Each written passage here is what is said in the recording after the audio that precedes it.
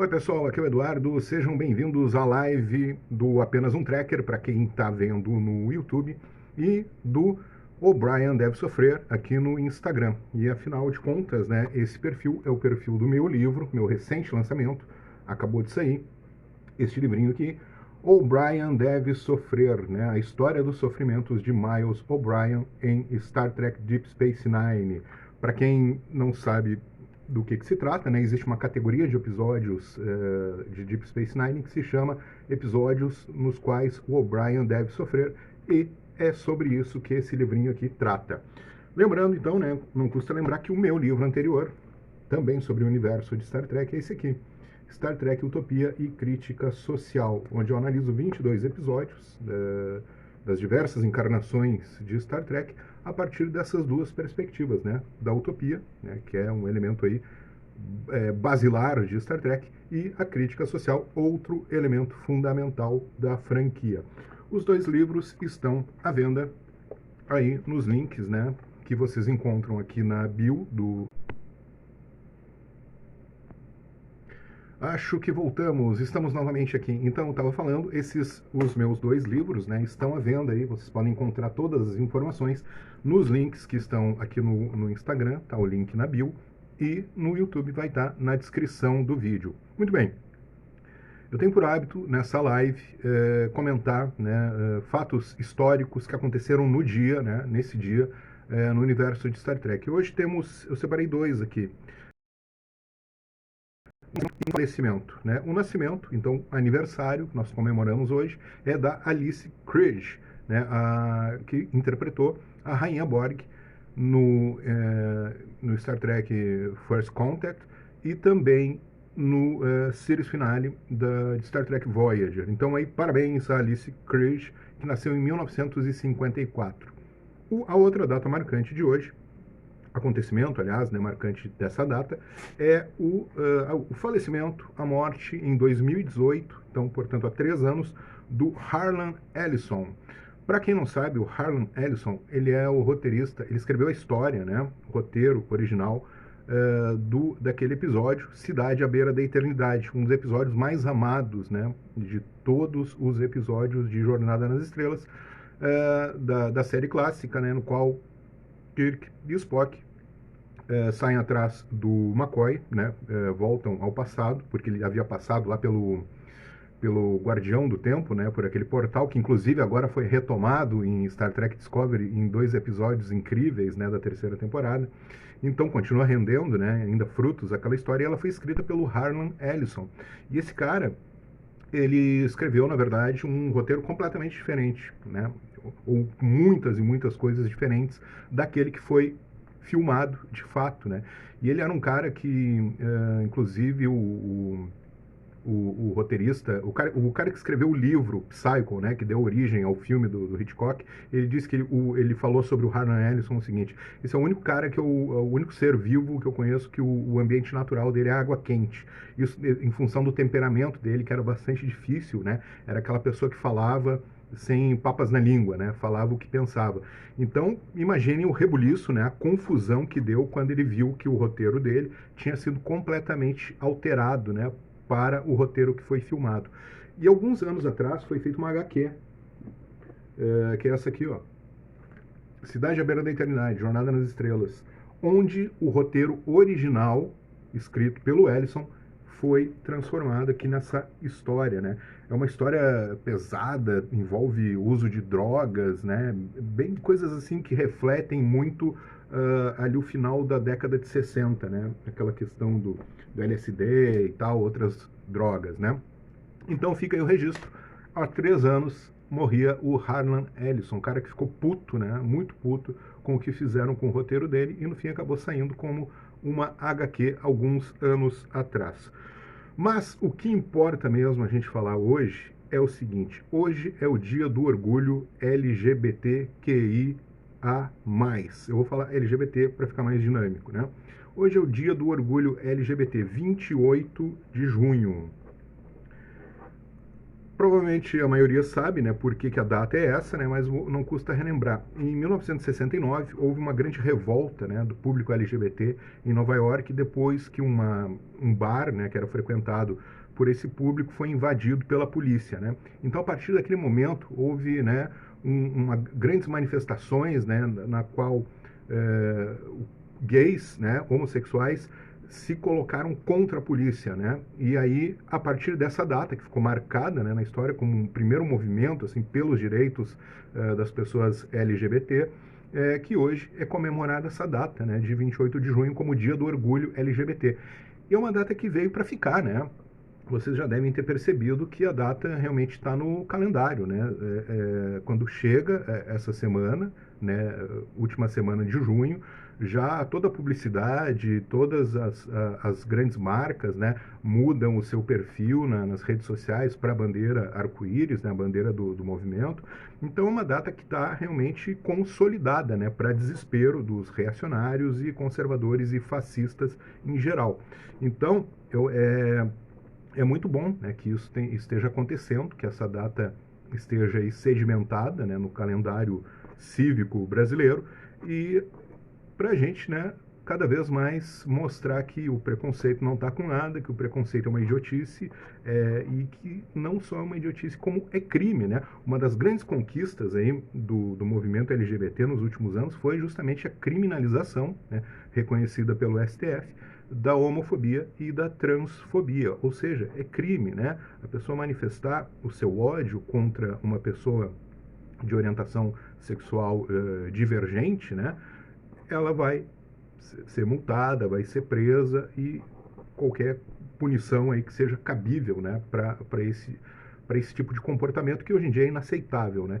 É um comportamento inaceitável na federação, né, que é a Sociedade de Jornada nas Estrelas, a qual que é o nosso tema central aqui sempre, né? Então, todo e qualquer trekker, toda e qualquer pessoa que assiste Star Trek e que ama Star Trek, obrigatoriamente, né, por definição, é uma pessoa anti-preconceitos, né, antifascista, anti-preconceitos, né, e favorável aos direitos da população LGBT, a qual comemora hoje o dia do seu orgulho, ou seja, não é mais motivo, né, de achar que deve ficar escondido, de vergonha, muito pelo contrário, um motivo de orgulho. A pessoa pode ostentar a sua sexualidade da maneira que ela bem entender. E Star Trek, né, para a gente não perder muito o foco do que eu quero aqui, que tem a ver com o Dia do Orgulho LGBT, Star Trek e LGBT tem tudo a ver, até rimou, né? Por que tem tudo a ver? Porque já há décadas que histórias de Star Trek têm trazido essa questão, né, para reflexão.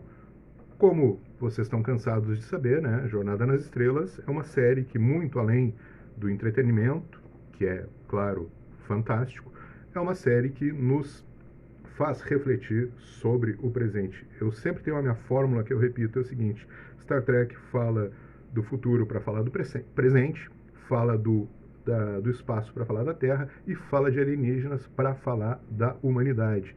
Então, nós já vimos diversas histórias, no mínimo 5, onde 5 antes de Discovery, tá? Antes de Discovery, que Discovery é uma série eminentemente LGBT. Eu acho que é por isso que tantos odeiam a série, né? Tantos preconceituosos, né, abominam a série, porque ela tem essa temática de maneira muito forte.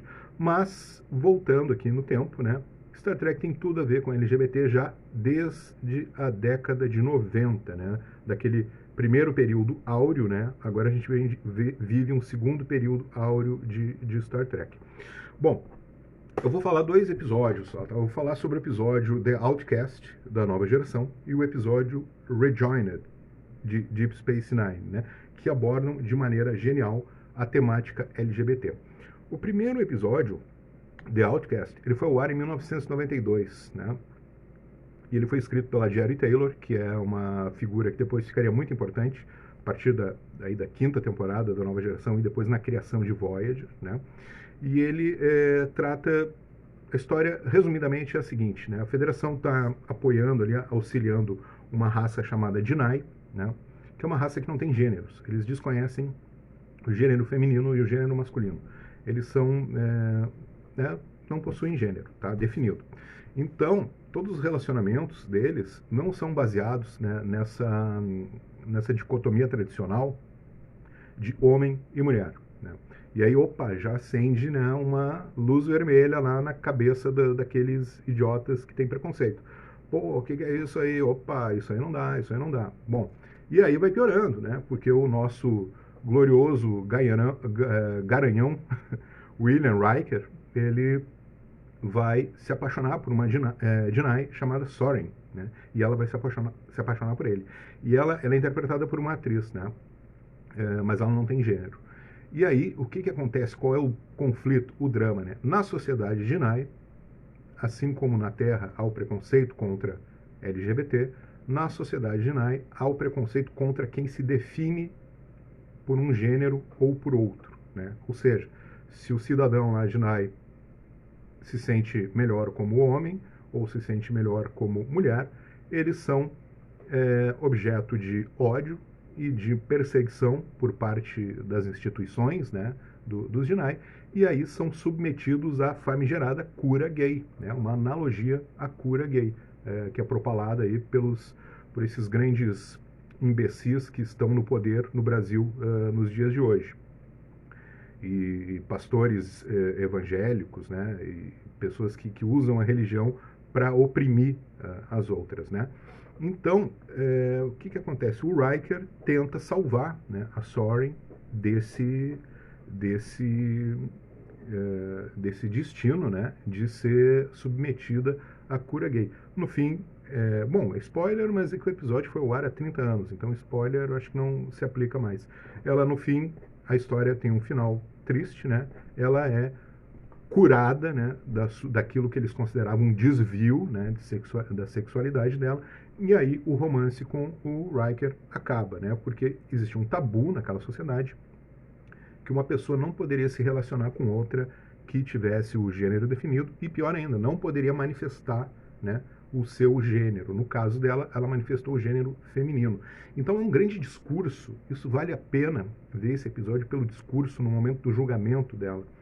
É brilhante, né, a escrita da Taylor nesse sentido, porque nesse discurso ela vai afirmar diversas, né, coisas que estão na base do preconceito da vida real contra a população LGBT, como, por exemplo, achar que eles são diferentes, que eles não podem ser iguais, que eles não podem ter os mesmos direitos, que a pessoa LGBT precisa ser tratada, né, porque ela está acometida de algum distúrbio, e a homossexualidade foi considerada doença até pouco tempo atrás, né, até a década de 90, se não me engano, ainda na OMS estava na lista de doenças da OMS.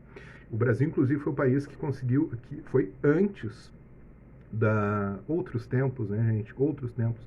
O Brasil foi antes da OMS, retirou, né, das doenças no país a homossexualidade.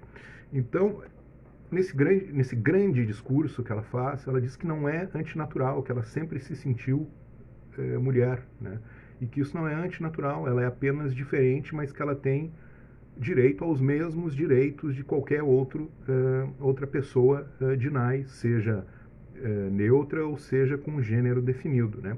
Então é um discurso que não perdeu a atualidade. Eu recomendo que vocês assistam esse episódio porque a cena é forte, é altamente impactante e traduz aquele DNA de Star Trek, né, clássico, que é ficar do lado das minorias e denunciar as injustiças, né? Esse episódio é genial. Então ele se chama The Outcast, né, seria o excluído. Então ela foi excluída, né, da sua sociedade em função da sua sexualidade divergente daquilo que era esperado, né, para os Dinah. O outro episódio, tem uma coisa interessante, que o Worf nesse episódio ele faz o papel do preconceituoso, né? Ele dá uma gargalhada dizendo, um humano e uma Dinah, jamais, isso é impossível. E aí quando questionam ele, por quê? Não lembro qual personagem que pergunta para ele, tá, mas por que é impossível?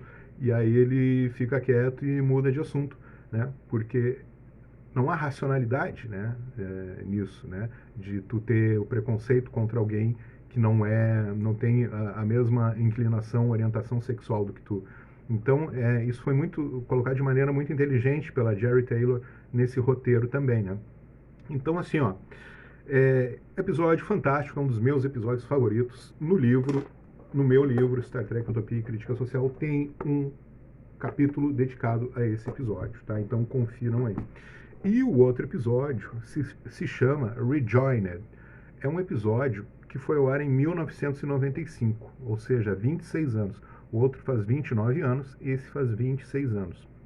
Ele foi escrito pelo Ronald D. Moore e pelo René Echevarria, né? Ele mostra é uma história centrada nos Trills. E aí já dá para fazer um link com Star Trek Discovery, que vai ter essa questão na última temporada, de LGBT e Trills, né? Que é muito bem realizada. Então, ele mostra, assim, todo mundo sabe, né, quem são os Trills, são aquela espécie simbionte, muitos deles carregam, né, uma espécie de verme que se chama de simbionte, né, dentro do corpo, e quando a pessoa morre, esse verme passa para outra, e passa para outra, e passa para outra, e vai acumulando as memórias, né, dos hospedeiros, né, ou seja, a Dax tem 28 anos, né, no início da série, mas ela já carrega as memórias de 300 anos de vidas, né, de 8 hospedeiros. E aí um dos hospedeiros dela, Torias, foi casado com uma trio chamada Nilani, né, no passado, vidas passadas, né. E aí chega na estação uma doutora, a doutora Lenara Khan, que ela estão fazendo pesquisas e tal, e ela, quando as duas se encontram, elas se reconhecem, né, como as atuais hospedeiras, né, dos simbiontes que estavam em outras vidas nas quais elas foram casadas, né? E aí reacende aquela velha chama, né? Reacende aquela velha chama e as duas começam a querer ter um romance, né? Voltou aquela paixão, né? Só que agora com outras hospedeiras, né? É muito fascinante essa coisa dos Trills, né? Embora pareça confuso, mas não é.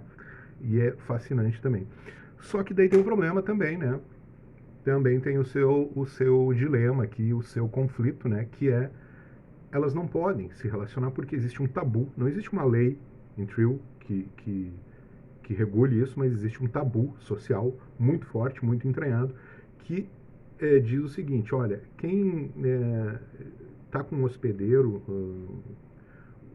o hospedeiro que está com um Trill, né, um simbionte novo, ele não pode se relacionar com pessoas que se relacionaram com esse, com esse simbionte em outras vidas, em outros hospedeiros, né? Ou seja, é vedado a elas que elas se relacionem porque os simbiontes delas já tiveram um romance no passado. Isso é um tabu naquela sociedade. Se chama de reassociação. Quando acontece isso é o rejoinder, né? Reassociação. Então não é visto com bons olhos, né? E aí acaba-se até, quem incorre nisso acaba sendo exilado. E o exílio para um trio que carrega um simbionte é igual à morte, porque o simbionte não vai poder encontrar novos hospedeiros, né? Ou seja, embora não haja uma lei, né, socialmente essas pessoas são condenadas à morte se elas praticam uma relação a qual não é bem vista, né, pela sociedade Trill.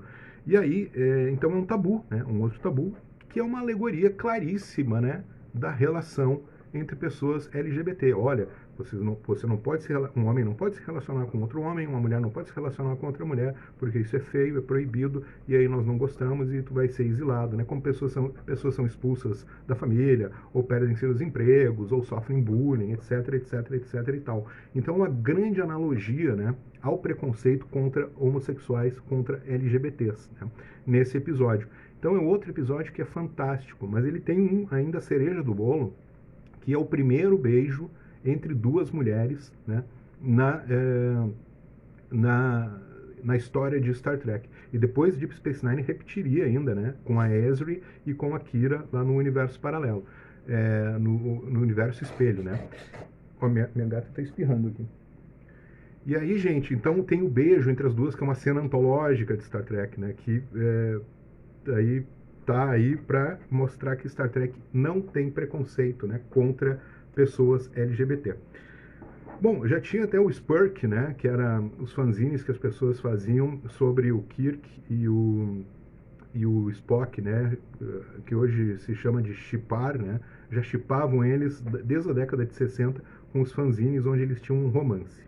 Bom, ou seja, né, as pessoas, esses fãs que dizem que Star Trek hoje está lacrando, né, na verdade está há 30 anos lacrando, então, porque 1992 e 1995 já tinha lacração, como eles gostam de dizer, né? A pessoa que vem falar em lacração, que eu já bloqueio na hora, né, vai fazer o teu discurso lá para outro lado. E para finalizar, gente, Star Trek Discovery, isso sim é a série mais LGBT de todas as séries de Star Trek, né? Uma série feita já no século XXI, né, com valores já do século XXI. Então ela mostra o Grey, né, um personagem agora na terceira temporada que é transexual, né, feito por um ator trans, né, e a Jira Tal, né, uma trio, novamente, olha como os trios têm essa questão, né, uma trio que é feita por uma atriz, o ator não binária, né, eu não sei como se diz em português, porque português, né, varia, não binário, não binária, não sei como é que fica. Mas é então uma ator, atriz não binária, não binário, né? E eles têm um relacionamento, né, dentro da série. O que é mais incrível ainda, né? Transcendendo ainda a questão de ser homem com homem, mulher com mulher, é trans com não binário, né? Ou seja, dá um passo além ainda, porque a gente sabe, já hoje em dia, que existem muitos gêneros, né? E já tinha, claro, desde a primeira temporada, o Culber e o Stamets, né? Um casal de dois homens que dão também o primeiro beijo, né? Entre pessoas do sexo masculino na história de Star Trek. Deep Space Nine foram duas mulheres e agora em Star Trek Discovery dois homens. Ou seja, né, uma celebração à diversidade e também um grande recado aos preconceituosos. Star Trek não tolera o preconceito e a discriminação, né? Como uma série que prega, já tem na sua filosofia, né, infinita diversidade e infinitas combinações, né? Filosofia vulcana, o IDIC. Então, pessoal, é basicamente isso. Só antes fazer um comentário sobre os trios, né? Os trios têm essa coisa já do gênero, né? Por quê? Porque a Dax foi homens e foi mulheres, né? Teve filhos como homem, filhos como mulher, constituiu família, né? De um lado ou de outro, né? Então os trios já têm essa coisa de mostrar que eles são uma espécie, que o gênero é uma coisa fluida, né? Que ele não é tão importante assim, né? Já que se houvesse, né, algum problema com isso, um hospedeiro, um simbionte, homem só poderia ficar em simbiontes masculinos, ou então simbiontes femininos. E isso não existe, né? Não existe esse preconceito.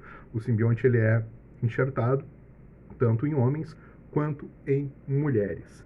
Pessoal, então assim, ó, Star Trek é isso. Star Trek é diversidade, né? E é um grande recado, né? Um grande não ao preconceito, né? Isso é o DNA da série, né? Então, assim, ó, agradeço quem está assistindo aí, né? Não deixem de interagir com os comentários, com as fotos, compartilhando, né? E essa foi uma live especial sobre o Dia do Orgulho LGBT e Star Trek, que são duas coisas que têm tudo a ver. Lembrando, meu livro O'Brien Deve Sofrer e o meu outro livro, Star Trek Utopia e Crítica Social, estão à venda nos links na bio, aqui no Instagram, e na descrição do vídeo no YouTube. Feito, pessoal. Uma vida longa e próspera a todos. Tchau!